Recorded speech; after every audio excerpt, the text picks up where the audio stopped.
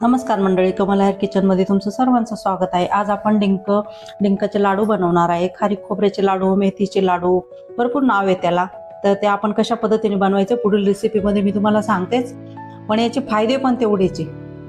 मेथी आपल्या केसांसाठी पण आरोग्यदायी आहे, हाडांसाठी, कमरेसाठी। डिंकाचे पण खूप फायदे आहे। त्याच्यामध्ये आळशी टाकलेली, तिच्यापासून पण खूप फायदे आहे, तुम्हाला माहितीच असेल, पण तरी पण मी तुम्हाला सांगते की हे सर्व टाकून वर्षातनं एक वेळेस तरी आपण, खूप असे लोक आहेत की त्या ह्या वस्तू खात नाही, तर लाडूतून तरी ते खाल्ल्या जातील, म्हणून एक वेळेस ह्या पद्धतीने तुम्ही लाडू बनवा। तर मी ते कशा पद्धतीने बनवलेले आहे, चला मग आपण आता पुढील रेसिपीमध्ये तुम्हाला दाखवते।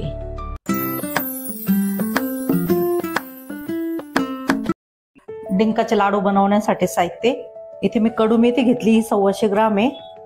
तर ती मी भाजून मिक्सरला बारीक करून आणि तुपात मी 2 दिवसापासून ही भिजत घातलेली होती। 125 ग्राम मेथी आणि 1 वाटी तुपामध्ये मी 2 दिवस भिजत घातली होती, साजूक तुपामध्ये। तर आता आपल्याला अर्धा किलोचं मेजरमेंटने घेतोय, तर इथे 400 ग्राम गूळ घेतलेला आहे, 1 वाटी एवढं गव्हाचं पीठ घेतलेलं आहे, 100 ग्राम तीळ आहे, 100 ग्राम आळशीचं बी आहे, त्याच्यानंतर इथं 125 ग्राम म्हणजे 125 ग्राम 1 वाटी एवढा डिंक घेतलेला आहे, आपला बाभळीचा डिंक, 100 ग्राम काजू आहे, 100 ग्राम बदाम आहे, अर्धा किलो एवढी ही आपली खारीक पावडर आहे, अशी मी बारीक करून घेतलेली।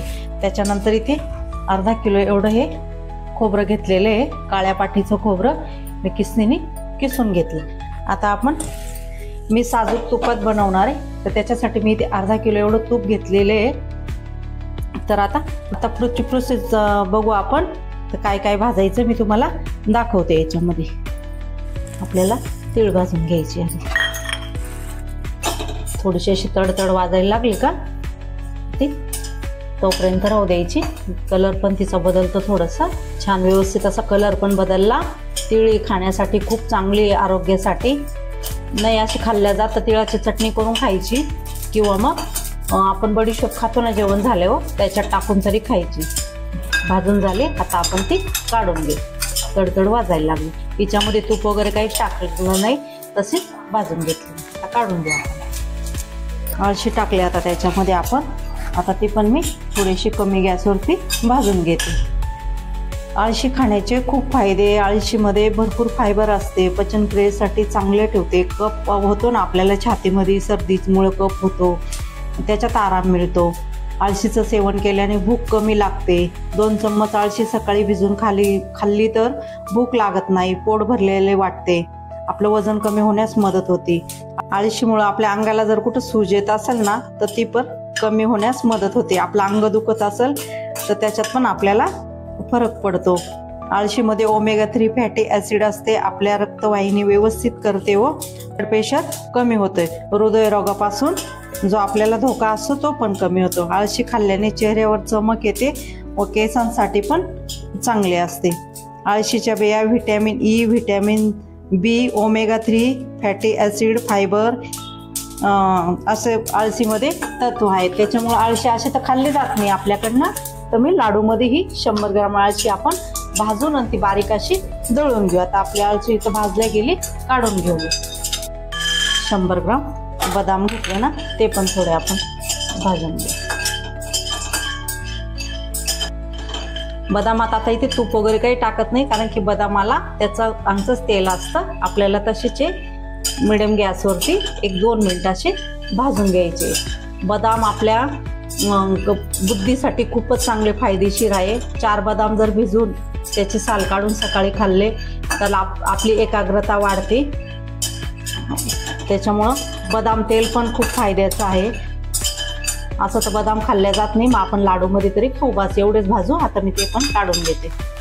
आपण जे 100 ग्राम काजू घेतलेले ते पण इथे भाजून घे, त्याच्यात पण तूप वगैरे काही टाकायचं नाही, असेच हलके मी थोडेसे भाजून घेते। आपले बदाम भाजून झाले, ते पण आपण काढून घ्यायचं भांड्यामध्ये। तर आपण डिंक तळण्यासाठी कढईमध्ये तूप टाकून घेऊ। तूप थोडं जास्त टाकायचे, कारण की आपल्याला तो फुलवायचं आहे, आपल्याला तो तुपामध्ये। तूप तापलंय, आपण थोडा थोडा करून असं तुपामध्ये त्याला फुलवून घेऊ। गॅसने आता जोरात केला इथे। व्यवस्थित आहे फुलू राहिला. तर मी तर सर्व डिंक असंच मी तळून घेते तुपामध्ये.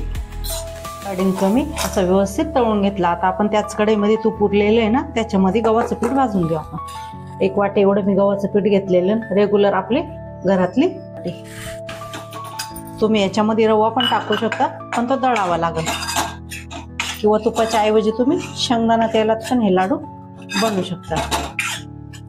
व्यवस्थित त्याचा पण थोडासा असा कलर चेंज होऊ देऊ, तितकंसं भाजून घेऊ आपण. थोडंसं तसं आपलं गव्हाचं पीठ पण तुपामध्ये भाजून घेतलं. थोडंसं असा कलर बदलला त्याचा. आता आपण ती कढईच खाली घेऊ आणि ज्याकडे खोबरं आहे ना आपलं, तेच आपण गॅसवर ठेवू. पूर्ण जेवढं अर्धा किलो मी 500 ग्राम खोबरं घेतलेलं आहे ना बारीक करून, ते आता त्याच्यावरती थोडंसं भाजून घेऊ आपण. खोबरं पण व्यवस्थित भाजून झालं, ते पण आपण आता काढून घेऊ. थोड्यातच आपण खारीक पावडर टाकून घेऊ त्याच कढईमध्ये, भाजून घेऊ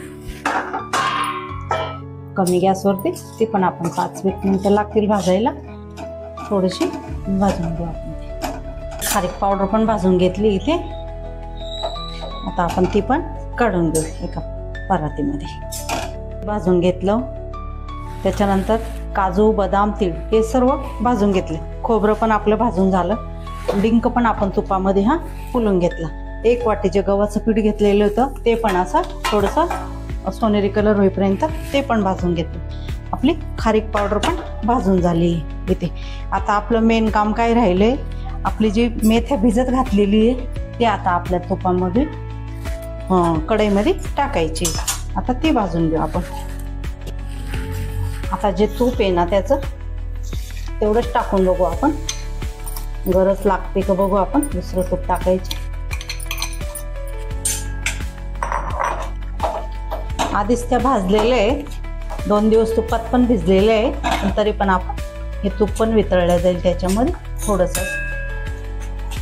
1-2 मिनिटासाठी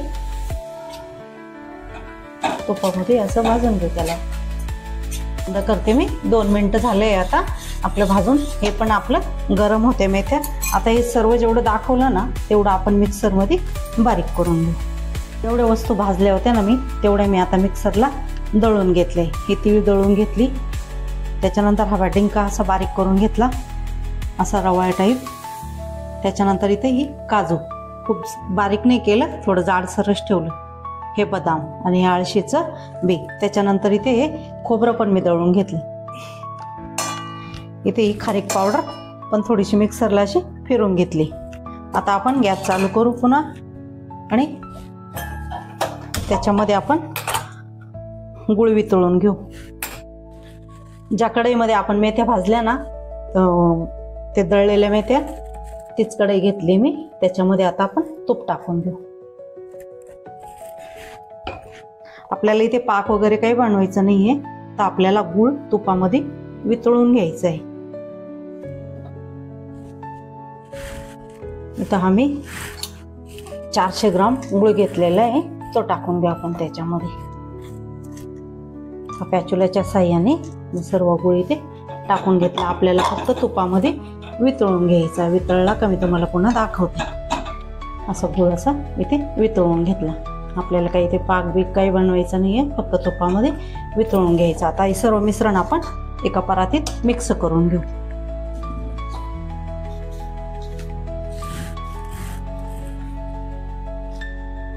त्याच्यामध्ये खोबरं केस तो पण टाकून घेऊ आपण. खारीक पावडर, त्याच्यात गव्हाचं पीठ,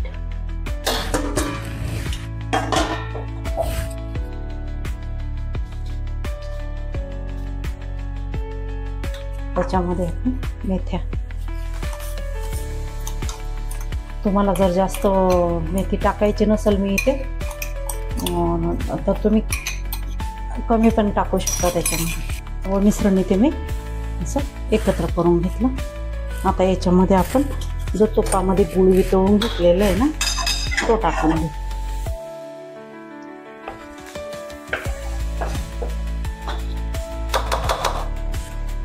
सर्व मिश्रण असं व्यवस्थित मिक्स करून घेऊ आपण. आपण त्याला हाताने मिक्स करून घेऊ व्यवस्थित असं.